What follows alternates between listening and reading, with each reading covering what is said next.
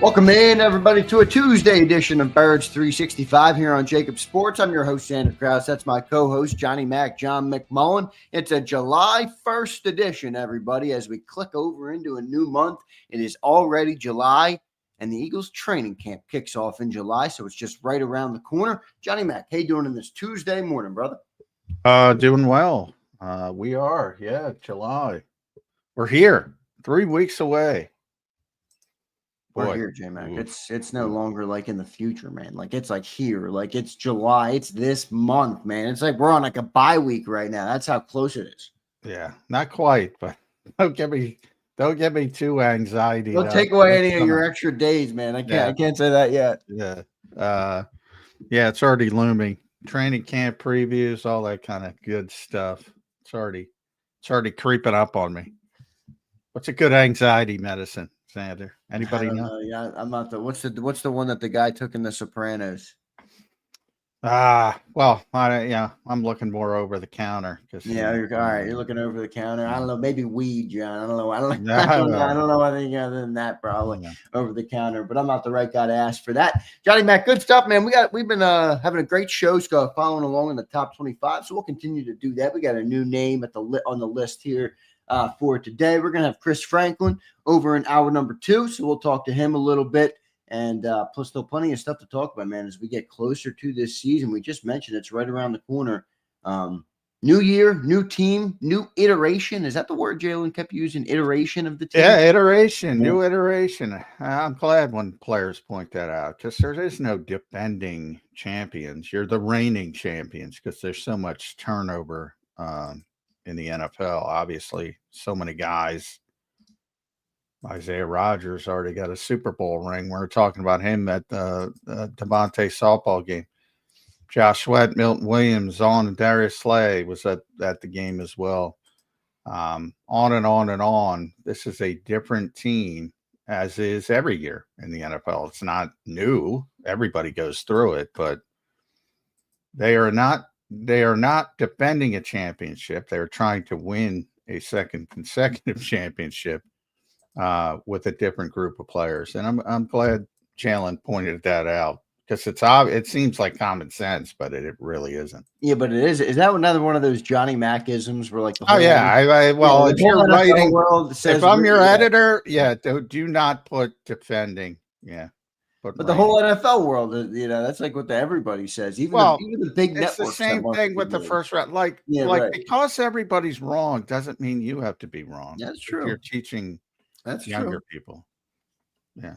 So because everybody gets lazy and does it, and everybody does, and there's a difference between laziness and just making a mistake, or lack of knowledge. I mean, there's some people probably never have been. Maybe they don't have an editor as good as Johnny Mac, and they've never been told, John. Well, that's only because I had good editors who, pounded that into me in a different era where, I mean, you got dressed down for making mistakes, so it sticks with you. There you go. But do we need more of that in today's journalism? No doubt about it. No doubt about it. A, because you need a thicker skin, most people today. But B, because it should be right. That's the whole idea of the profession. Yeah, right. The pursuit of truth, the pursuit of being correct. I agree with that, Johnny Mac. Bunch of buttercups out there today, Johnny Mac, huh? Yeah. Yeah. Former first round pick. That's my worst. One. John, I've been pretty good on that. Speaking of teaching a youngster, that is one you've drilled into my head where I haven't made that mistake very often in the last year or two. So that's pretty good on that front. John, I want to give everybody an update too. Friday is July 4th, so there'll be no show on Friday. We'll go through Thursday for everybody, and then enjoy your nice long weekend. It is July 4th, one of my favorite holidays. I hope you guys have a nice July 4th holiday, whatever you guys have on the agenda. John, you grilling up for July 4th? Is that what's on the agenda? Oh, how many days away? 3 days away. I'm sure I will be, but I don't have that information just yet, Zander. Yeah, that's a Thursday night. I do what I'm told. What I'm told. I hear you. So good stuff there. I will circle back on one thing that I did get my Blackstone with very minor maintenance up and going. and I'm going to have to put that back in the recommended file for you, Johnny Mac. Right. That thing is a freaking beast when it's cooking. And it was cooking. I just had a little cobweb in there. It was in the garage all summer. I mean, who am I to think I should be able to pull it out and the thing launches up perfect? So just cleaned out a little cobweb from one of the burners, and we're right back cooking on that. So you might have to add that, John, to your wish list one of these days. Maybe your wife will get it for you for Christmas or something. But I did want to say that out there. I hope everybody does have a great July 4th coming up. John, let's dive right into our top 25 list here on the show, man. We've been doing it for the last week or a week and a half or so here, and we're down to number 15. I will rattle off the top 25 real quick for everybody. We're down to 15. John will give us that in just a second. I'll start from the top 25. We had the only tie on the list was Jihad Campbell and Drew Makuba, the two rookies. 24, we had Matt Pryor. 23, we had Adoree Jackson. 22, Jahan Dotson. 21, Keely Ringo. 20, Jake Elliott. 19, Jalix Hunt. 18, Moro Ajomo. 17, Jordan Davis. And number 16 was Nakobe Dean. And here we are down to number 15. Johnny Mac, once again, the floor is yours. Who is number 15 on the SI top 25 Eagles players list coming into the 2025 season? Probably lower than he should be, but it's going to be Reed Blankenship. Same thing with Nakobe at 16. I mean, Nakobe's should be higher, but injuries creep in. He's not healthy right now. So that's tough to get out of the back of your mind. And, you know, with Reed, it's different. The old undrafted standpoint. I was thinking about Maxon Hook, by the way. I'll go off on a tangent about Maxon Hook for people who don't know about him. But, yeah, Reed's 15th. I think deservedly so. Second straight year, he ended up at number 15. Just a rock solid player. You know, if you think about him coming back for a second season, that was the surprise when we all went to training camp that year. And he said, well, what are they going to do at safety? What are they going to do at safety? And from day one, it was Reed Blankenship. Every single first team snap, every single first team rep. And he's taken over that job. And obviously, you know, has a high football IQ, which Vic loves. So it's no surprise that Vic sort of became enamored with him as well. Made a host of big plays, has that knack late in games. You saw it week 1 last year in Brazil, you know, making the diving interception to sort of end that game. Just really solid player. Captain of the back end of the defense, which created some waves when Darius Slay let people in on that versus Vic Fangio already did, if people were paying attention. But really important part of this defense, especially this year with, you know, there's going to be some youngsters on the field, most likely Keely Ringo, most likely Drew Makuba if you're playing the odds. And that's a rookie, second-round pick, and a guy who's in his third year but is barely played on defense at least. So he's going to be even more important to sort of steady the ship, I would say, in the secondary. And I think he's up for it. I think he's probably the most underrated player on this team, I would say. Wow.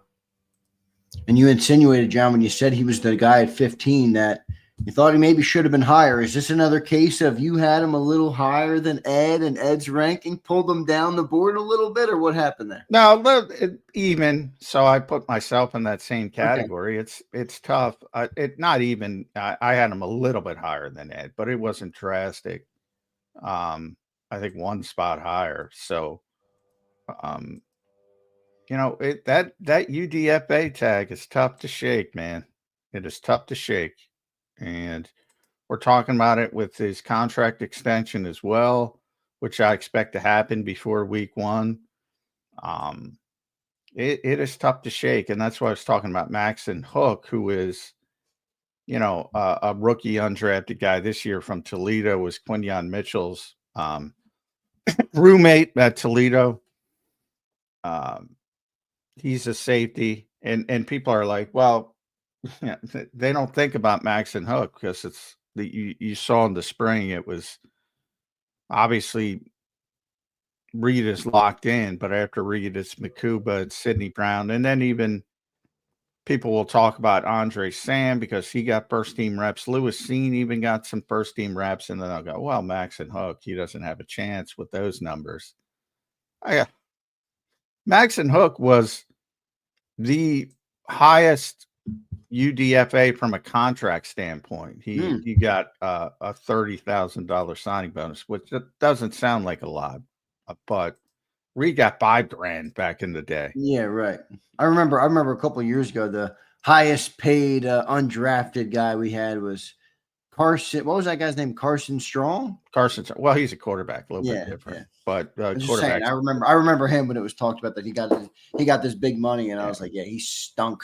Well, he was injured, but he's a good college player. So he was a good college player. Yep. The thought, and then he just destroyed his shoulder, and he just couldn't throw the football when he got here. So, but when you look at those undrafted signings, you always look at the total guarantees, and he got $200,000, which is pretty significant, and a $30,000 signing bonus, which is like a lot more than Reed got. So, I mean, he's going to have to earn his, but my point being is, like, people write him off, and he's starting higher on the totem pole than Reed was back in the day. So I wouldn't write some of these guys off, some of the undrafted guys, but in the case of Max and Hook, it's also, the Eagles have a very strong relationship with Toledo because Nick Sirianni's roommate, and man, Jason Candle's the head coach at Toledo, but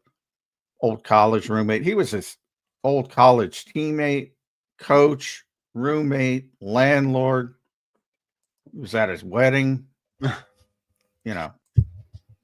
That's the kind of intel they get from Toledo, which obviously worked out with Quinyon Mitchell. They also signed a linebacker, Lance Dixon from Toledo. Don't underestimate those relationships. So you like Max and Hook, it sounds like. You think he's going to I think he's got a chance to make the team, especially, he's got a chance to beat he's got a chance to beat out Andre Sam and Lewis Cine. Yes. Right. Obviously deeper down the depth chart, but yes, no question he's got a chance. I almost expect it.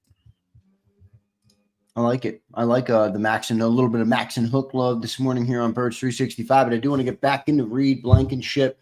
John, how does he plan to, what do you think he has to do to elevate his game to climb even higher on this depth chart? I think if anybody said, a couple of years ago that Reed would come in at 15, no, it doesn't sound too high, but considering the amount of good players on this team, I think that's still pretty impressive. And I understand why you said you thought he could be higher, and I agree with that, but I think 15 is the right number there. How does Reed elevate his game even further this year? Because he did have Gardner Johnson last year next to him, who is a playmaker, and he did have Darius Slay back in that secondary as well, who provided another veteran presence. Now, the veteran presence is you, Reed. You are the veteran presence. The Quinyon's not as experienced as you. Cooper's not as experienced as you. Keely Ringo and Drew Makuba are certainly not as experienced as you.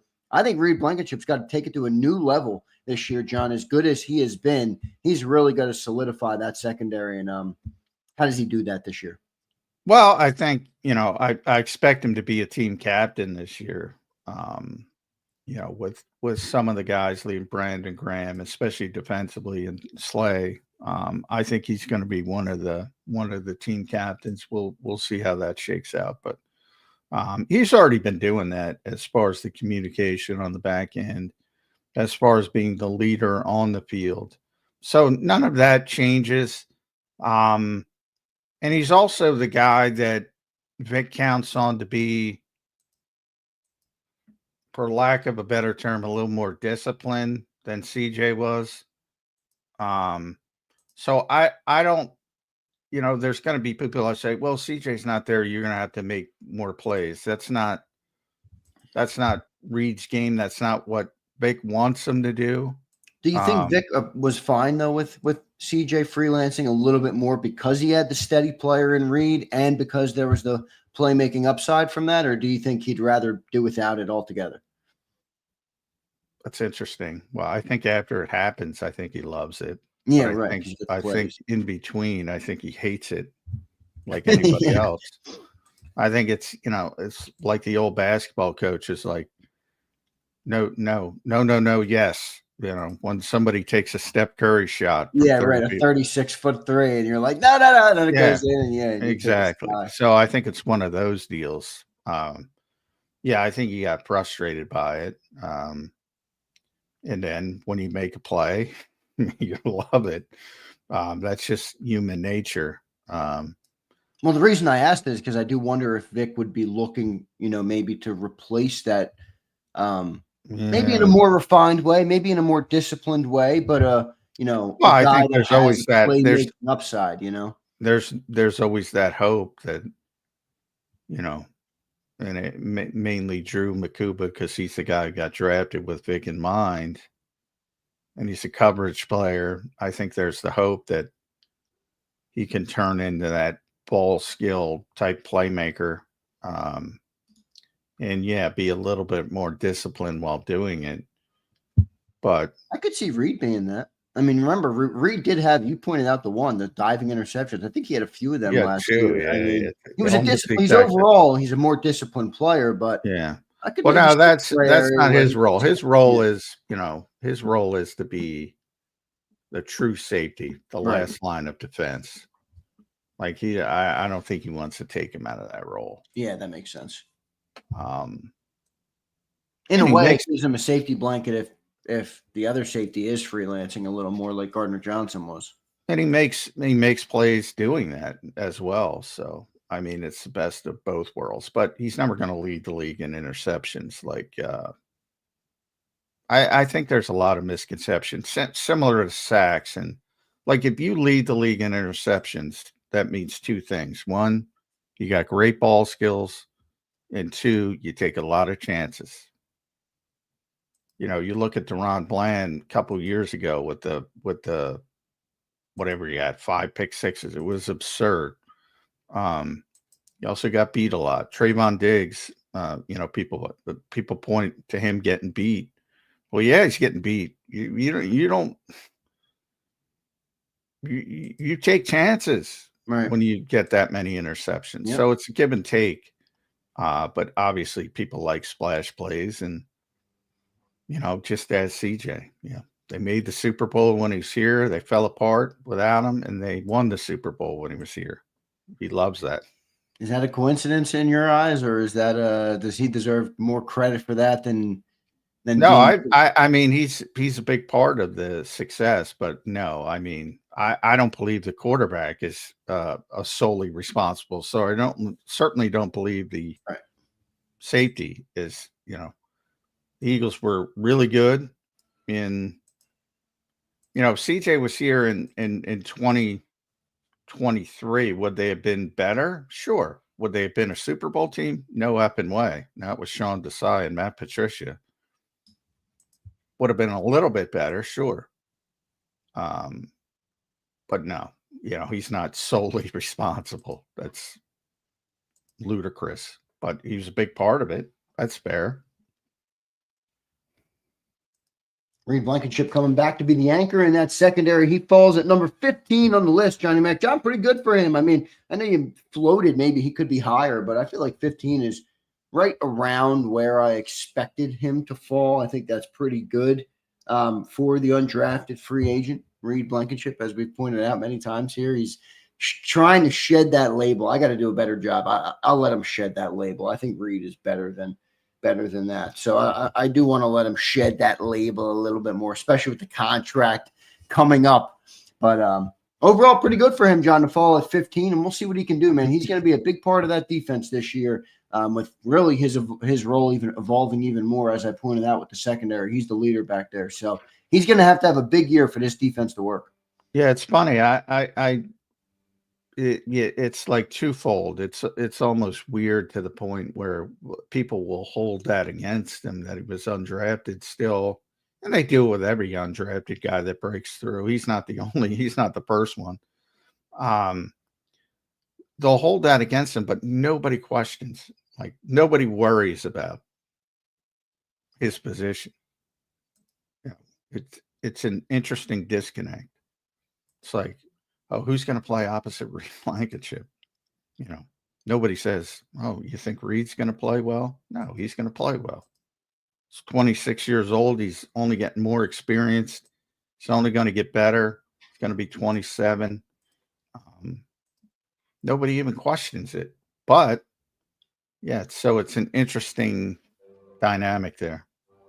Yeah, we'll see what he can do this year. I'm gonna get to a couple super chats here today. I still got more questions on Reed Blankenship, so I'll hit them. But I gotta hit it. You see a $20 super chat coming, you go to it. Vulnerable Vitality checking in. What's up, Vulnerable? How you been, brother? Good to see you in here. He says, I've been super busy getting my business started. I love it, man. Keep grinding, keep building, keep growing, and keep working your ass off.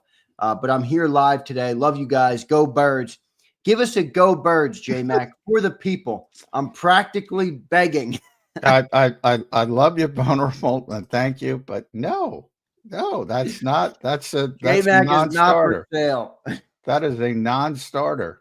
And the only one like me, like ask Berman that. He'll do the same thing. No, absolutely not. I'll shake it like a fucking stripper for you, brother. You want to toss $20 super chats? Come on, man. I can be bought. Johnny Mac cannot be bought. Back in the pre-COVID days when I used to do live remotes for your dad, he asked me to put on an Eagles jersey one day. I'm like, fuck, no, man, no. That's not how it's done. I'm sorry. That was a place in Glassboro, the Landmark Americana. Oh yeah, I remember the Landmark. That was a good spot. Yeah, I'm like, no, that's not. No, can't do it. I appreciate it though, but Vulnerable. No. Thank you, brother. Appreciate the super chat. By the way, good luck on your new business, brother. Keep grinding, keep growing, keep building, my friend. It's not an easy thing to do, but it is commendable. So keep grinding. Jason A-Team checking in. He says, J-Mac, we not dropping the world heavyweight title belt to anybody. Eagles will turn heel before that happens. They're heels in plenty of cities. They're only baby faces locally. It's like Bret Hart in Canada versus Bret Hart in the United States when he was the biggest baby face and the biggest heel. But yeah, I mean they're a good team, but the chase is always more exciting than holding the championship. Remember that. Sound like AJ Brown, Johnny Mac. Yeah, well, it's always more exciting. Wow. If the chase doesn't, but you're always chasing in football, like I just said. You're not defending, you're reigning. So you're always chasing. And that's, you'll read about this in the coming weeks, coming up pretty soon. That's Nick Sirianni's whole messaging this year. He's sort of put a soft ban on the word repeat, which you'll hear about in the upcoming weeks. But, you know, it's human nature to think that way. And if you think that way, you're probably not going to repeat because you got to grind through just like you did last year. Yeah, we'll see what ends up happening. John, with the Reed Blankenship conversation, I want to get back into it a little bit. The one thing that is looming there, and you mentioned it just here at the start of the show with the contract coming up, is I do think there are people out there who wonder, you know, are they going to extend him? Is he the guy that they want? Will they pay him? They just let Gardner Johnson, you know, they traded him, and that was a pretty reasonable contract. They've shed money kind of along that defense this year to try and get cheaper for presumably what's to come in terms of contracts. You have Reed Blankenship making the cut. I happen to agree with you, and I think he will make the cut as well. But I can understand why somebody would say, really, we're paying Reed Blankenship when we got to pay all these other guys? But I don't know. How do you see that whole thing playing out? And you mentioned you might get done, you think, before week 1, which I think would be pretty bold, but could happen. No, I don't think it'll be bold at all. I mean, he's eligible for an extension. I thought he'd be extended already, to be honest. But if you see the history, it's happened a couple times, most recently with Jordan Mailata, I think, when they do it right a day or two before the start of the regular season. they have a history of doing that, sort of to give a little jolt before, and he would be the candidate for that to happen. Now, it might get done before that as well. But it is more complicated when you think about, all right, where does he land on the list of safeties? And I looked at Cam Bynum, who signed with the Colts this offseason, because similar age, Cam's 27, coming off his rookie deal, but he was a fourth round pick, I think. Turned into a pretty good playmaker. But I think Reed's better. And he got 4 years, 60. We know, obviously. Just talking about average annual value. Obviously, guaranteed money's all that matters. But so to me, he deserves that or more, or a little bit more. But because he's undrafted, that complicates things. And that's what he has to fight for. His agency has to fight for. Will he get that? I doubt it, even though he deserves it. So Cam got $26 million fully guaranteed, $30 million in total guarantees. It's got to be in that range, which isn't, when you look at it from an average annual value standpoint, it's $15 million. I'm running down the list. 1, 2, 3, 4, 5, 6, 7, 8, 9, 10th highest paid safety. He belongs in that category. It's not going to get Kirby Joseph money or Antoine Winfield money or Derwin James. But belonging in the category, I don't think is the question. I think we all appreciate, how good the player has been, but will the Eagles be willing to pay it? Is I think a bigger. Well, I think they'll get a little bit of a discount, but yeah, I think they've determined that he should be one of the guys getting paid. So we'll see where it lands. But I think they'll get a little bit of a discount and take advantage of the undrafted tag. And we'll see what it looks like. I'm just saying that's what I'd be fighting for. Do they want to go that high? Probably not. So, he could always bet on himself like Milton did. They wanted to get Milton Williams extended. Don't kid yourself. Yeah, right. Milton was smart and played the risky route, but it paid off for him. Yeah. So from the standpoint, he may bet on himself. But the Eagles want to get him done. I can tell you that pretty concretely. That doesn't mean they will get it done, but they want to get him done. But similar, and Milton really hit it. Milton hit a grand slam. They were probably trying to extend him at $10 million a year or something like that. Yeah, he's now making 28 or 27, whatever it was. So if Reed plays well again, he wants to bet on himself. They reach another Super Bowl. They win another Super Bowl. He's a big part of the defense again. That's a possibility. You have to throw it out there. I agree. What do you think of this comment? Slager, what's up, Slager? Hope you're doing well, brother. One of our best supporters here. He says, Reed Blankenship is getting paid because he runs the secondary on the field and he's DeJean's homie. They are not effing with that duo. They are buddy for sure, Slager. I don't know if that has anything to do with it, but I think it does help. Yeah, I don't think the Cooper friendship and the Exciting Mike's podcast has got all that much to do with it. Well, I don't know, because I do think that, and I think the Eagles have shown a propensity to care about this, more than other teams, and I think they're right to. I think they do care about locker room chemistry and stuff like that. Well, they definitely care about rock. We talked about Nakobe Dean recently, and like one way I could see Nakobe coming back is if the Eagles are like, he's worth $6 or $7 million because I want to keep all the Georgia boys together, especially if Jordan Davis is going to be here. Jordan Davis and Nakobe are, close. You can, at least it seems from the outside that they're very close. I'm not saying they would do that, but I think it matters to them a little bit, the chemistry in the locker room. I think the chemistry matters a lot to them, and they're one of the best teams at navigating But there are many issues. Like Slay's a big part of this, and they made a business decision. They will make a business decision at some point. Now, did they handle that better? Sure, than most teams, to say the least. But they do it, and they did it a bunch this offseason. They Isaiah Rodgers was everybody they lost was a big part of it. Everybody.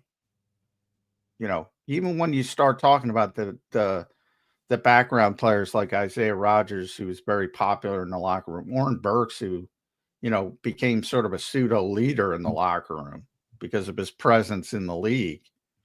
And maybe that hurt him from coming back, but it was more to do with 2 years versus 1 year in his contract. They make business decisions all the time. You have to make business decisions. Dallas was out the door. Dallas Goedert, he had to take a haircut to come back. Josh Sweat a couple of years ago had to do the same thing. They're not happy with that. Trust me. So the Eagles make business decisions. It's not like they're just willy-nilly. And like I said, if he wants to bet on himself because let's use my example and say, he says what I say, that Cam Bonham and his agent, he's better than Cam Bonham. He should get paid more than Cam Bonham. And he stands on that. Well, then maybe the Eagles have to say, you know what? All right, we'll play out the season, see what happens. And maybe he prices himself out like Milton did. Happens all the time. I think people just overlook it because they've been so successful. Yes, they value chemistry more than most teams, and they do a better job. But every single year, there are important people in that locker room that leave. Right. None more so than the retirements, which is out of their hands, than Jason Kelsey and Brandon Graham. And then people have to step up, and they've done a good job with that, and they always have a keen eye on that. But generally, they're going to make good business decisions and not just acquiesce because of chemistry. So it won't supersede the business decision, but it is something that could bolster, their reasons to pay the player. That's kind of how I see that. Yeah, but they'll have they always have a demarcation line. Like Dallas, that's where it was. If he would have balked, he'd be gone. And the same will be true. The same was true with Milton Williams. They had a number in mind. He said, you know what? And he was correct. I'm worth more than that. You'll see. And Reed could, in theory, do the same thing, but we'll see. Yeah, we'll see what happens with Reed Blankenship. We'll see. Contract coming up. Big year coming up for Reed Blankenship. Heading into, what is he? This will be his, 4th years? Is it his 4th year, 5th year? Fourth year, right? Yeah, 4th year for Reed Blankenship. So good stuff there on him. Appreciate everybody being here this morning. Hit that like button. It looks like our normal names have returned in the chat. I don't know what the heck YouTube is doing. So good to see everybody back in here where I recognize everybody. Kakoa, Jason A. Team's in here. Cody K, Slagger, Deshay, Wayne the Pain, Scott Squad. Yo, Scott, sorry, man. I forgot to read your supers yesterday to Johnny Mack. I owe you, man. I'm sorry for that. So Scott checks in today. He says, side topic, did you guys hear about the owner collusion? Yeah, we did talk about it last week, Scott, a little bit. Yeah, we talked about it on the show. Getting the weeds. They were not, it's not collusion, number one. It was a grievance filed by the Players Association.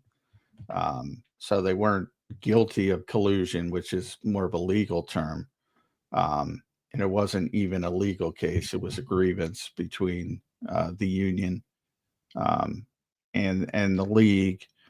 And it's a little bit more complicated than that. But basically, it's sort of like guardrails, I would say, that you try to set up with a collective bargaining agreement. So you have all these grievances. 9 times out of 10, you don't even hear about them. And the arbiter will decide, all right, this is what happened. This is what needs to happen. And also try to set up guidelines so the similar situation can't come back. But from a fan standpoint, and the thing that Florio ran with was the idea of not wanting fully guaranteed contracts. Yeah, that's 100% true. They never want fully guaranteed contracts. Now, first round picks all get fully guaranteed contracts now. I think a lot of people don't realize that, but those are for lesser money on a scale. 4 years, they're okay with that. But the Deshaun Watson contract was a big issue within the league and what Cleveland did there, and it didn't work out. But again, it didn't work out because the player didn't work out. It didn't work out because the evaluation was wrong. But they don't want fully guaranteed contracts for a number of reasons. Most notably the injury rate in the NFL. You can imagine if you pay a massive contract and somebody gets injured, they can no longer play.